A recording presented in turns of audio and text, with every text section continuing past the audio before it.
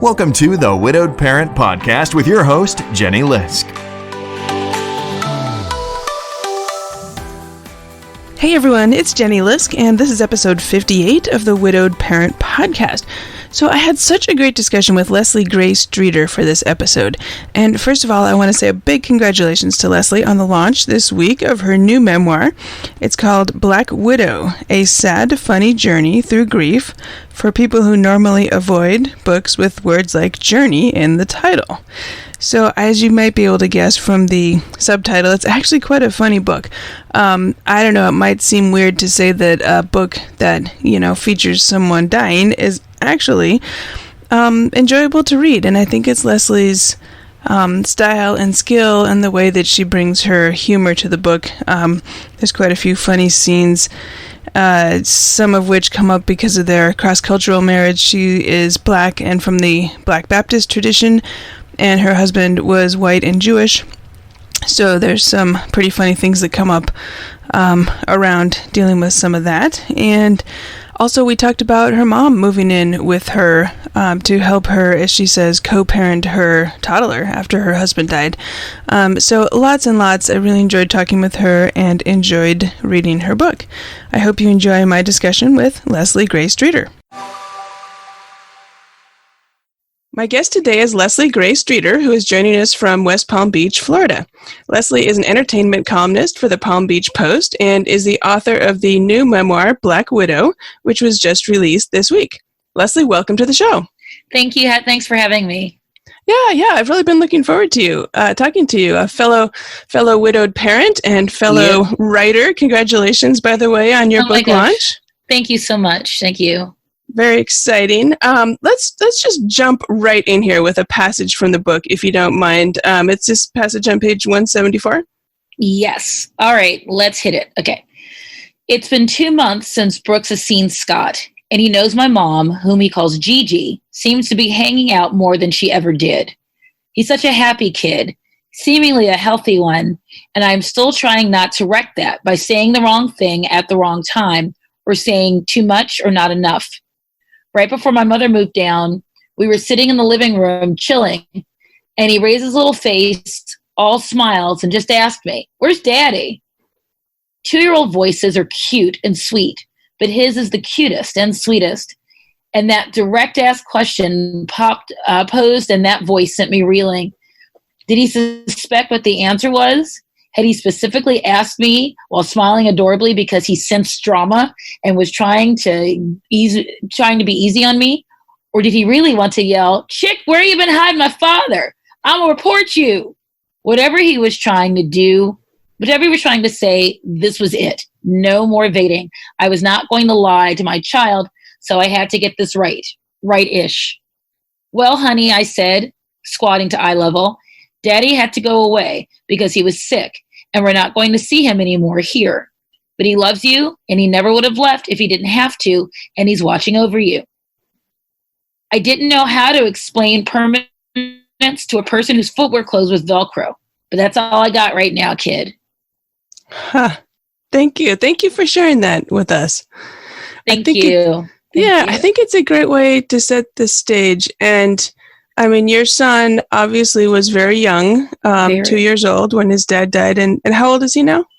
He's 6. 6. Okay. So a little bit later, I'd like to dive into some of this because, I mean, this whole thing of like, how do you tell him and do you have to repeat it a million times? And yeah, let's just table that for a second. Let's go back. I'd like you to tell us, if you would please, a little bit about your life before everything changed, when everything was normal, before your husband died. What was life like?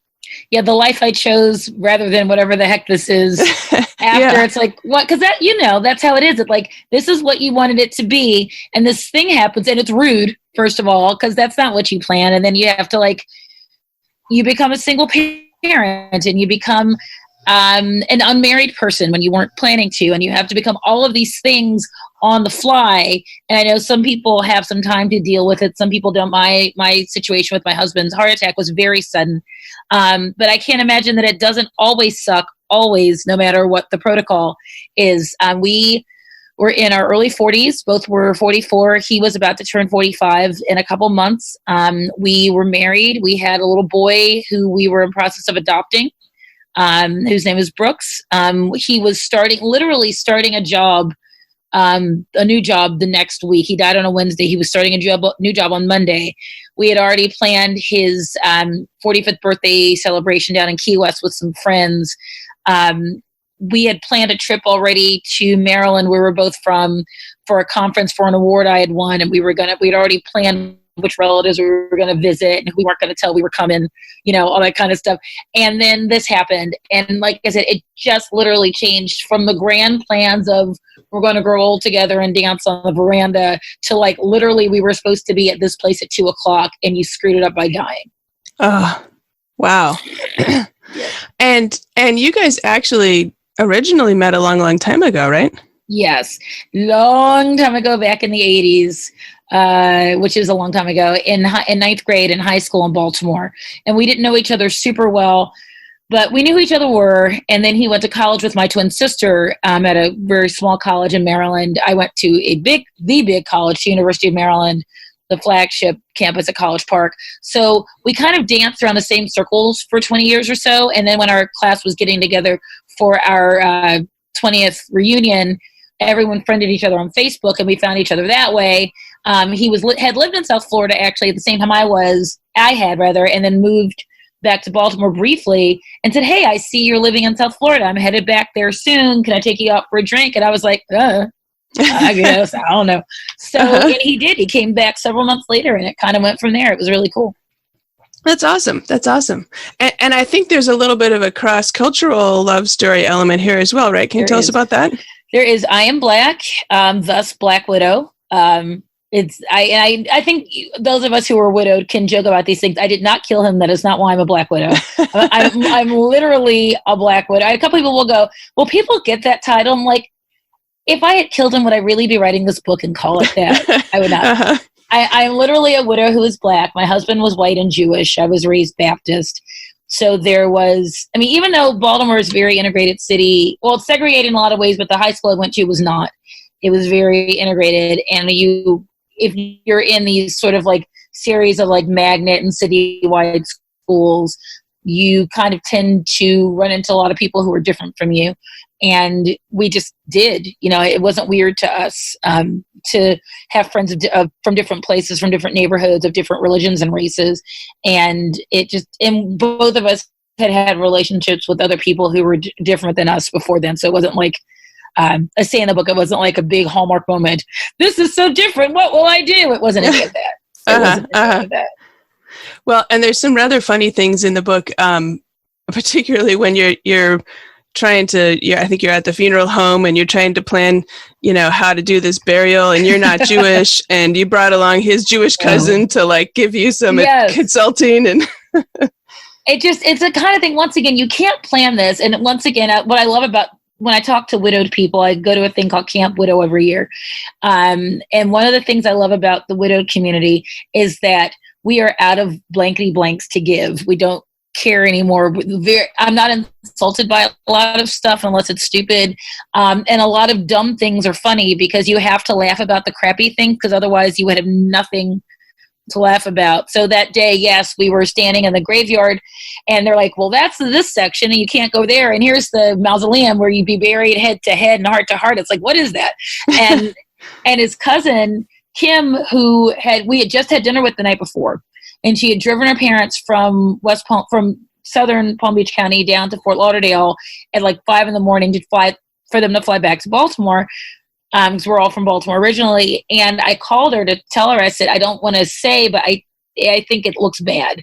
And she's like, okay. So by the time she called me back on the way back, he had died. So she's driving back. She has 3 kids. She's got a good job. She has a lot to do. She just dropped her parents off and was hoping for I get a morning to drink coffee. And now I got this horrible thing to deal with. And after she came to the emergency room, she went home, came back with coffee for both of us and said, let's do this. And that was really once again, no one wants to be there. I cannot emphasize enough how much nobody wants to be in this situation. But when you are, the people that volunteered to jump into that pit with me, with you, with everybody, are so my heroes, because you could just go, here's some chicken. I'm working.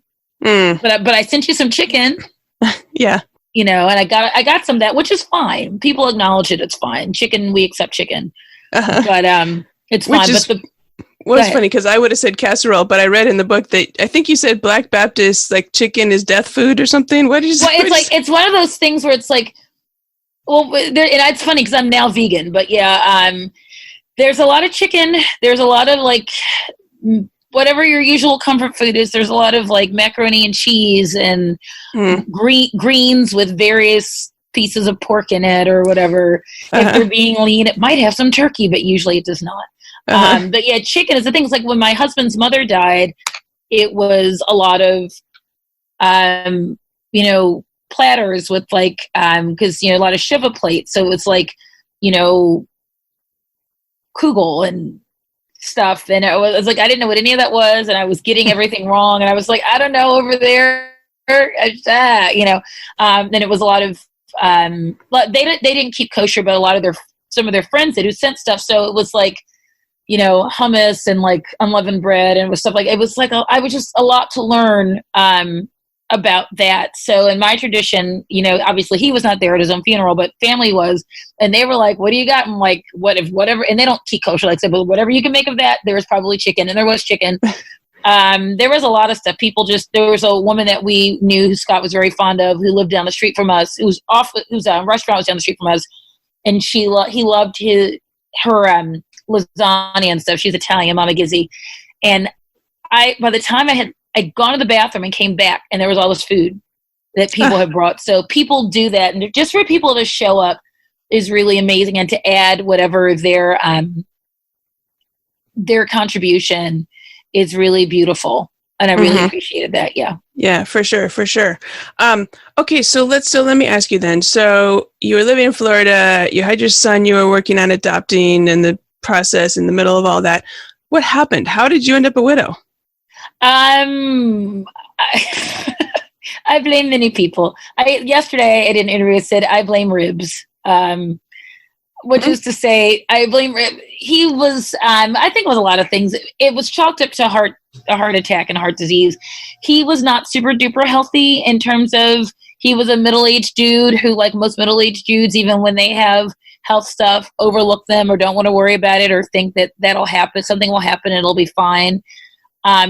I always hoped that if anything bad happened, that it would be like a wake-up call, you know, that he would then like, you know, start, you know, doing whatever he had to do and take all his medication and become a vegan yogi or whatever. He did not. Basically, he had a heart attack in the middle of the night. We had known that he had like type 2 diabetes and high blood pressure and that kind of thing, and he took his medication off and on, but there was nothing to indicate that something that serious was imminent. There was nothing to indicate that he wasn't under like, he hadn't been in the hospital. He had not been feeling well that week.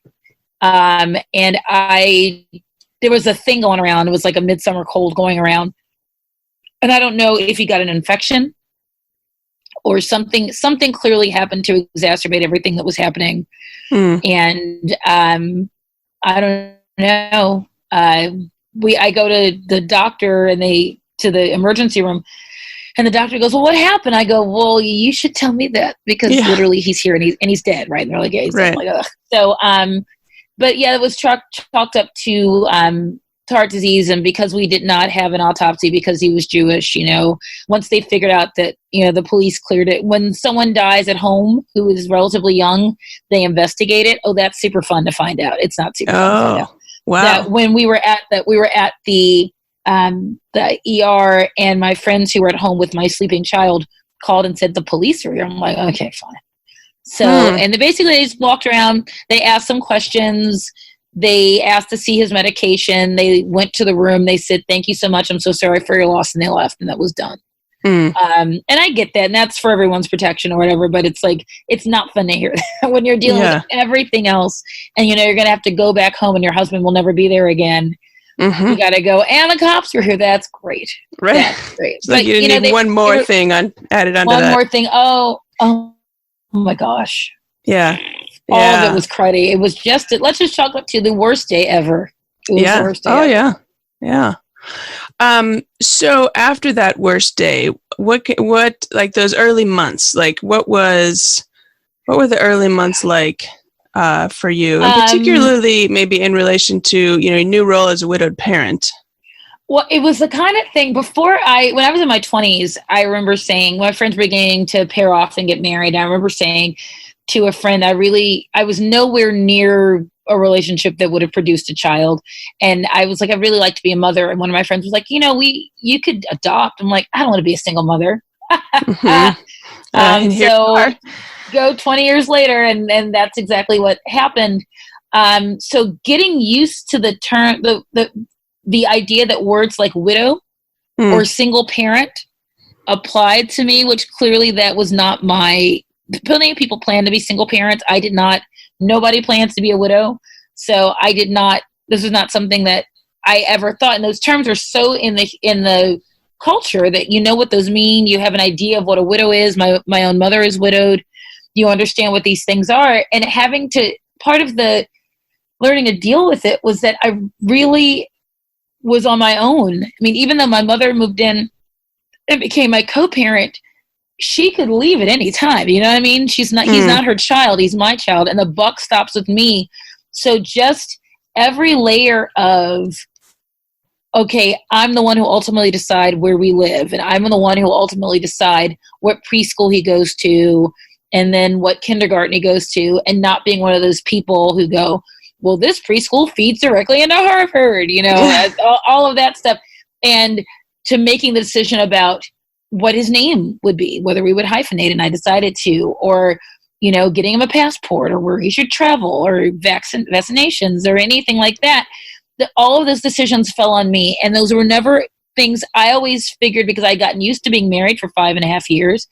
I had gotten used to for almost 2 years having a co-parent who was his actual parent, that the pressure of making those decisions and knowing I was the only one to blame if I screwed it up was real pressure. I mean, and I dealt with it because, you have to. What choice do you have? You can't, I don't have staff, and I can't run off to, Tuscany, and start all over, So it was basically just figuring out that things that I never thought would apply to me. And then what do I do with it then?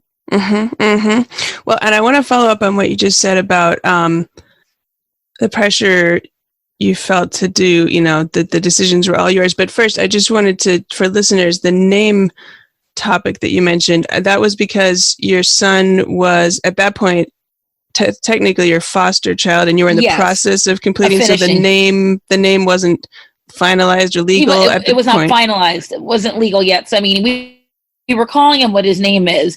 And literally it was a difference of a hyphen, that the plan had been to have his name. He's named after a baseball player, Baltimore Orioles great third baseman, Brooks Robinson. So because your husband was a huge fan, right? Yes, huge fan. So his name was Brooks Robinson. And then my last name is Streeter, and Scott's last name was Zervitz. I never changed my name. And I was planning to change it because he didn't care if I changed my name. But when we got the baby, we thought, well, we'll all be Zervitzes together legally. I was never going to change it work-wise. But I was like, legally, we'll all have the same last name. It's symbolic. And also, it's just easier if everyone has the same last name, whatever. So I was going to be legally Leslie Streeter Zervitz, and no hyphen. And Brooks was going to be Brooks, one name, Robinson, second name, Streeter's third name, Zervitz, fourth name. And then when Scott died, I no longer was going to change my name, because once again, the realization of things that no longer exist, instantly that name belonged to a person who was no longer alive. And changing my legal last name, why would I do it now? Which made sense to me. I still felt as married to him as I did, so it didn't really matter to me. But I wanted my child and I to have the same last name, or at least connected. But there was not a question of cutting Scott out of it. I was not going to just have him be Streeter. So I decided to hyphenate it, and it is super unwieldy. And maybe one day he'll decide to drop one or the other, and that's his choice. He's a human being. It's his name. But I knew, particularly in those first several days, I made that decision, that's what it was going to be, because I couldn't imagine cutting Scott out of that. Mm-hmm, mm-hmm. Yeah. Okay. And so then you had mentioned, it reminded me actually of the passage from your book you read in the beginning about, I think you talked about Brooks says, "Where's Daddy?" And that was such a loaded question and added the weight you were feeling of like, how do I answer this right? What do I say? How do I not screw him up by how I'm handling this? Can you talk about that a little bit? Well, I'll back up just a little tiny bit further. The day of the funeral, we had taken the baby to the doctor, and I was hoping maybe we could get out of going to the funeral, which did not happen. But and the doctor basically said, he's too young for therapy, but you're not. And if you are okay, then he will see and reflect your behavior and your approach to this, and your health, mentally and otherwise, will reflect how he deals with it. And so I took that very seriously, and the prospect, once again, of being the one to not screw him up. And one of those things was, how do I explain this to him? I mean, I am not a child psychologist, so I don't know exactly when kids get stuff or how much they know. And he, turns out, got a lot more stuff than I knew, because, kids have a lot more knowledge than they can verbally tell you about, and a lot more understanding about things than you understand. So I didn't know what to say, and a couple of people had said, "Hey, listen, what are you going to say?" And I started with the Daddy's gone, he's not here, but they don't understand that. So it's like, so not here could mean he's somewhere else, like physically. And in the book, I talk about several months later visiting friends, and I realized that the husband of this couple looked like Scott. And for a split second, Brooks goes, "Where's Daddy?" I'm like, "No!" Boy. And I had to have the whole conversation. And then I had it again. So, I mean, continue to have those conversations. I mean, he gets it now. He's 6 years old now. He understands. But there's still one day, even though we talk about heaven and stuff, I know that's going to come out again. It's going to be more questions about really what does that mean? And we've had discussions because we've had other deaths in the family. My aunt, who was my father's sister, passed away last year, and Brooks really, really liked her, and that made him very sad. And I know a lot of that was also connected to Scott, because he understands loss. And we actually, this is, going on a quick tangent, but we had gone up to Maryland, and we were on the way to visit her, and got the call as we were driving to her house outside DC that her home healthcare worker had called the ambulance, that she was not breathing well. So we went anyway. We were going to meet my mom there. We were all visiting from Florida, and we go in, and my nephew and my sister, who live in Maryland, were there with us. And my nephew, who was 6, 7 at the time, grabs Brooks's hand and goes, "We're going down the hall." And they go down the hall, and they just start talking to my aunt, who's not breathing very well. But the last conversation we had was just with her eyes. She looked at me like, "These kids." And I was like, it was really sweet. And they just wanted to talk to her. Like, they knew this was significant, and they took her to the ambulance. They were mad they couldn't ride the ambulance because that seemed really fun to them. And then Brooks says to me, "I don't want her to die." And he starts to cry because he understands what that means, that she's not going to be there anymore. And, it just, I'm so sorry that he has to deal with this stuff at this age. But she's not the last person he's going to lose, And I think that one of the reasons I wrote the book is because I wanted to start a dialogue about grief, because no one knows how to talk about it. And having this discussion, I know in the old days, they would just like, kids that go to funerals, and kids they didn't talk. It was too much for them, whatever. But when your parents gone, they're gone. You've got to talk about these things. And I don't want to be adding to his therapy requirements when he's older that I lied to him, or that I didn't, to the best of my ability, either tell him how I could help or find other people who could help. So, yeah, such a good point. Yeah. In fact, as you're saying that, I'm thinking that might be the quote that I pull out and I put on the webpage for this episode. Cool. Thank you. Yeah. Okay. So let's, well, because you mentioned your mom moving in with you, but I wonder if you have an estimate, like how he was 2 when you first had to tell him that his dad well, first you said went away and wasn't here and things like that. But I mean, how many times do you think you've had this conversation? You're so young, right? I'm sure. I know. Thing. 6. So, because I remember like the first couple days, at least twice, saying, "Oh, Dad's not here," whatever, and then having that conversation around the funeral, and then when we went to New York and saw the friend who looks like him, and then I know we had the conversation again driving by our old house where he said, "Oh, Dad, that's where Daddy is." I was like, "No, it's not." So at least 5 or 6 times. Yeah.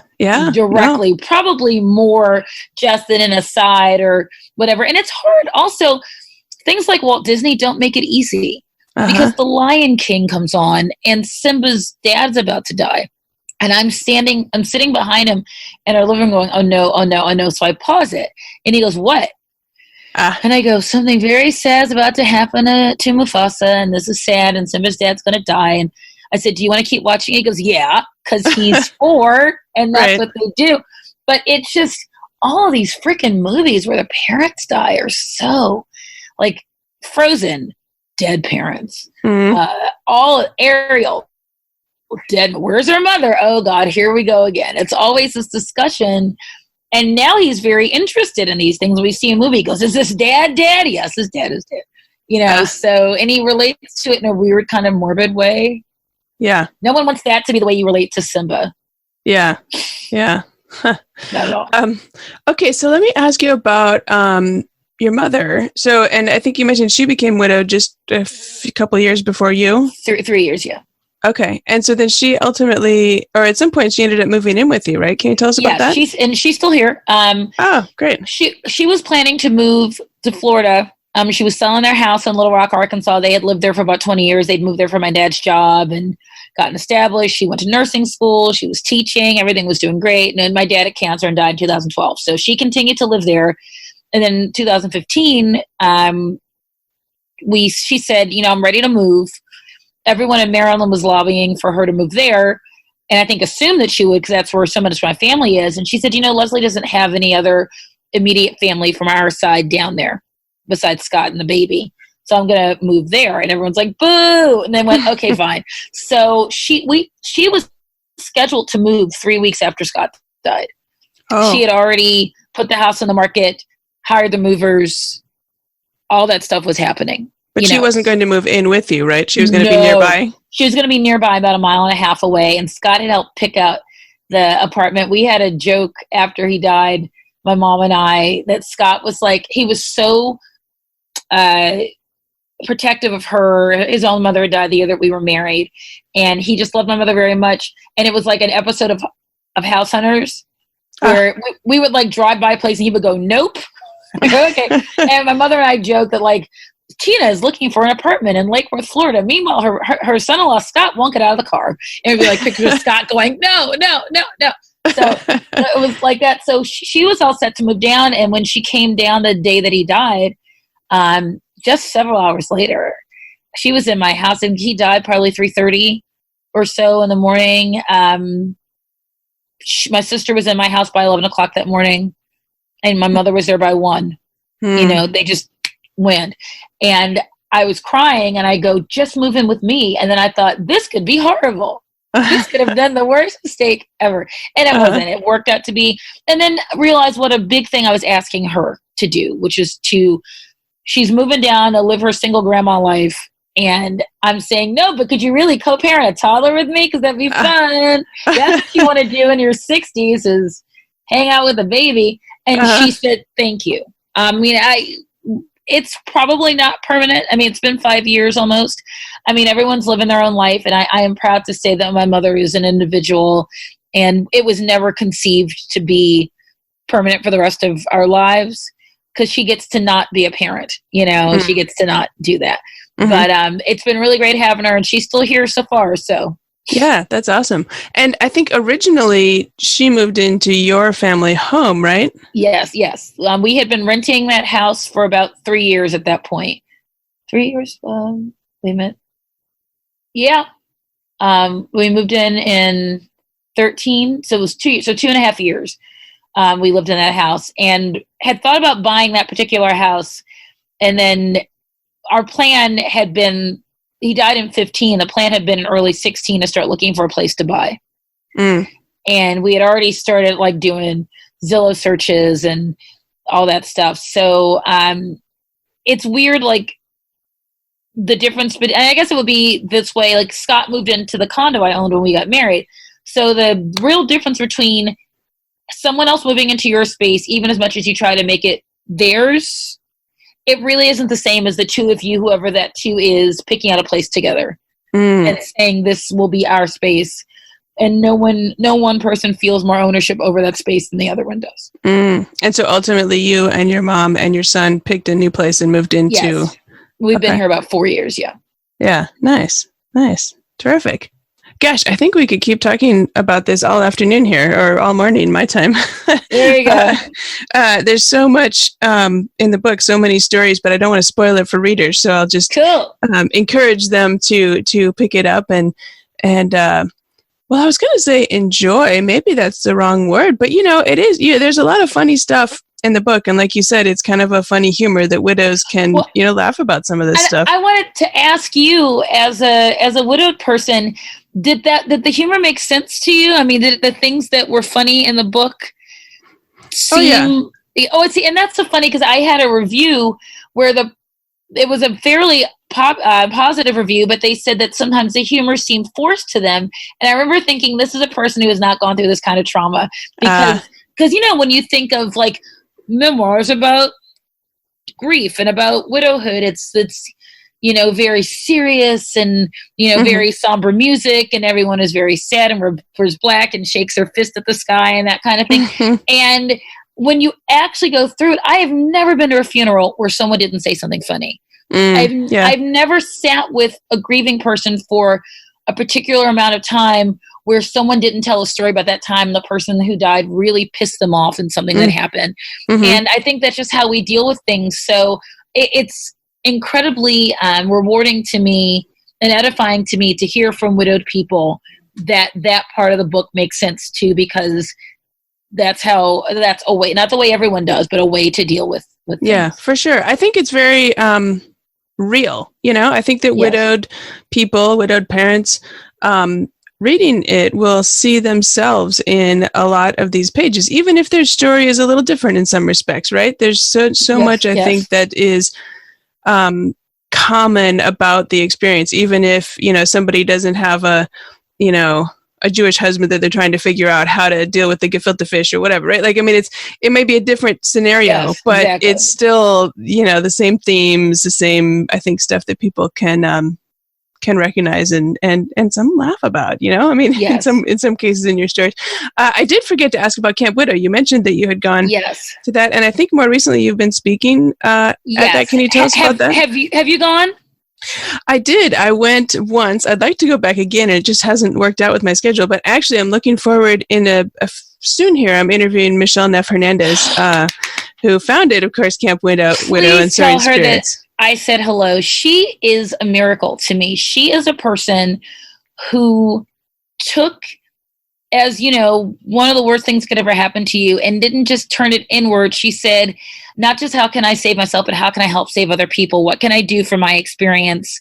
Which is what you're doing, which is what I'm doing. But she has done it a zillion fold, and I'm in awe of that woman. I found out about her when I was first writing the book. I was like, where can I go to talk to widowed people? Not just like professionally, but where is it that I can kind of, as a writer and as a widowed person, kind of like talk to my people and figure out, what this whole thing is about. So I found the one that was in Tampa, and I emailed her and said, do you need people to volunteer as speakers? And she said, yes, we do. And I said, okay. So, I mean, it's like, it's not really speak, it's workshop. Oh, I did do the keynote speech at the one in Toronto in November. Oh, terrific. That was my fourth camp. I've gone 3 times in Tampa. I went to Toronto, and then I'm going back and doing a book signing. It's 2 weeks after my book comes out, week and a half after my book comes out, up in Tampa again. And I'm going to do a couple seminars and stuff. It's super cool. Yeah. Because it just, when you're with people who have been through this thing, and they know, even though everyone's experience and stories are different, you get it. And you're with a group of people where nobody is weird because they're widowed. You walk up to people, and that's the thing you have in common. Because, when you're with other people, even other people who are grieving, who don't quite get it, you go on widowed and you get the, oh. And listeners can't see right now, you're tilting your head, with the head tilt, right? The head tilt, which is sometimes it's weird, and most of the time it's annoying, particularly now at this point, because it's like, you could be having a really great day. I found this in the first 3 or 4 months. I'd be out of the house and clean and hanging out in the dairy aisle. And you'd see some person you hadn't seen since before the loss. And they come over and like, oh my God, I'm going to have to deal with this today. And then they bring you right back there. And there's this weird performative grief thing that sometimes widowed people are expected to do, where they're watching you for signs, it's but Camp Widow is none of that, because everyone's in the same weird, miserable boat, and have chosen to find community, whether it's 5 years or 5 weeks in some cases. Since the loss. And it's been one of the best experiences I have had. Yeah, terrific. Good. Well, I'm looking forward to talking to Michelle. And actually, I think by the time this episode airs, I will have already aired the episode with Michelle. I have to look at the schedule, because we're going to do this the week your book comes out. So I think she'll be up first. Anyway, okay. Hey, look, we're running out of time here. So I just have one more question for you. So it is, if you could say one thing to newly widowed parents, what would you say to them? It is okay to ask for help. If help is available, it is okay to ask for help. It is also okay to tell people that you're not the parent that they are, and you don't have to do what they are suggesting. I think that when people, I know from my experience that 99% of the advice that I got was completely, absolutely 100% well-meaning, and came from a place from those people of wanting to help me. But there was also a sense of, without them realizing it, frustrated that I wouldn't take their advice, because then it became personal to them. Like, well, why don't you do what I told you to? It's because I'm 44 years old and I don't have to. Or, it happens when you become a parent anyway. People are telling you, don't use cloth, use cloth diapers, don't use cloth diapers, public schools, homeschool, whatever. There's all these advice people have. So this happens too, particularly in a traumatic situation, where people just want you sorted out, not just because it's convenient, but because they really love you and they want to help you. But I would say to parents, really, if you need help, and I needed help, accept help. I had people cleaning my house and buying me towels and stuff. I didn't have towels, and they knew people were going to be coming to my house, and I only had 4 clean towels. They're like, buy her some towels, and look at those people coming right. So accept help, but also be willing to, when you are strong enough to say, I really appreciate it, but I'm going to do whatever this is, because it's on you now. And it's trial by fire. And if you have to you're where the buck stops always as a parent, particularly when you're now a widowed parent, and you don't owe anybody else your politeness. You don't owe anybody else. If you don't want to go talk to people, you don't have to. If you don't want people in your house, you don't have to have people in your house. If you don't want, hey, is it okay that I told so-and-so you were in town? No, it's not okay. Please stop. And the parade of the thing, you know what I mean? It's okay to learn who you are now, and to tell other people who you are, and to have them respect that. Mm-hmm. Okay. Well, terrific. I think that's a great place to end. So my guest today is Leslie Gray Streeter, who is the author of the new memoir, Black Widow. So Leslie, where can listeners find you and find your book? I'm everywhere. Go to www.lesliegraystreeter, Gray with an A, .com, and you'll find all the information. You can also you can search me under Little Brown's site, and there's all your information about pre-ordering there. Barnes & Noble, Amazon, although if you can, support your local independent bookseller. Also Audible and Nook and Kindle, and I'm sure all that stuff is available to you. I was about to joke and say, if you pay me enough, I'll come to your house and read it to you, but I'm not. So I'm not going to do that. So if you're able to do that, there's so many ways. Target has it on their site now. It's everywhere. So please check it out. Terrific. Well, it sounds like you've got all the bases covered there. So I do. So Leslie, thank you so much for speaking with me today. Thank you so much. I hope you enjoyed my interview with Leslie Grace Streeter as much as I did. You can find show notes and all the links at widowedparentpodcast.com. Look for episode 58. And today, a big shout out to the listeners of the Widowed Parent Podcast who are in Spain and South Africa and Ireland. It's so great to have you here, so welcome and thank you for listening. Please do let me know if there's any topics you can think of that are particular maybe to your situations or your locations or resources in your locations that I can help share. And also a big shout out to everyone who has left a review in Apple Podcasts. And I know I've been mentioning this lately from time to time. And the reason is that it's actually really quite important to be able to reach more widowed parents, to reach more listeners, people who would benefit from listening to these guests and hopefully getting some of their questions answered and getting some information that really can be helpful to them as widowed parents, whether they are recently widowed or farther out, maybe medium or longer amount of time. So really a huge thank you to those who have taken a few minutes to leave a review. It's not hard to do. If you don't use Apple Podcasts, if you use Google Podcasts or Spotify or any of the other tools, you can do that. You don't have to write anything long or complicated. But I did want to kind of take a mulligan. Last time I shouted out to someone named ComicMaster217 who left a review, a really nice review, and I think I kind of only read part of it last time. I think I was a little bit embarrassed or something, I don't know, because it was super nice, and I realized that I kind of didn't give them full credit for writing such a nice review, so I just wanted to read it here again and thank them. So this person, and I don't know who it is, they say, a must subscribe for anyone experiencing the loss of a loved one. Jenny's Powerful Podcast is a must-have for anyone searching for support on their grief journey. The Widowed Parent Podcast is particularly instrumental in assisting parents who are looking for ways to help their grieving children.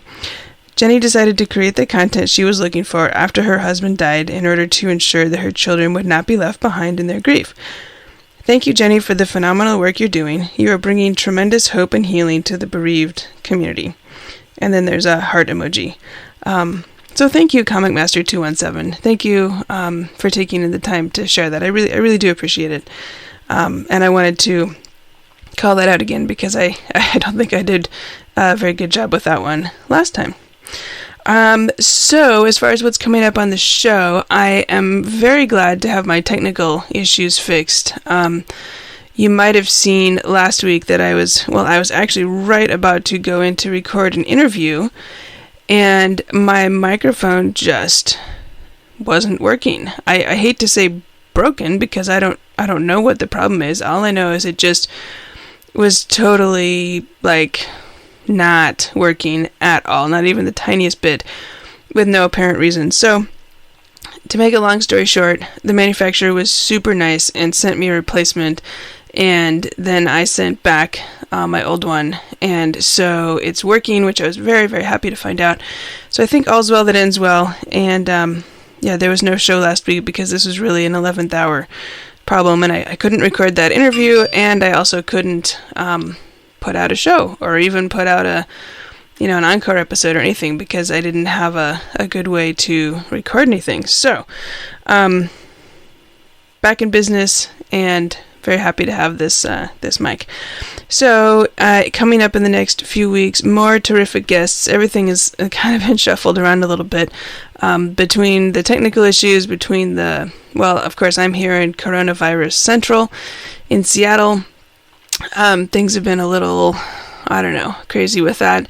I went and got some coffee creamer yesterday at Costco because I figured that if I have to be quarantined here for a while, I've got plenty of coffee, but I realized I would run out of milk pretty soon, and with Coffee Mate, I won't have that problem. So anyway, and I think I'm pretty well prepared on other stuff too. So crossing my fingers that we all stay healthy, and that as a community and as a world, we can get through this. So anyway, looking forward to speaking with you more in the coming weeks, and thank you as always for listening, and until next week, keep smiling. Thank you for listening to the Widowed Parent Podcast with your host, Jenny Lisk. Connect with us on social media and at widowedparentpodcast.com.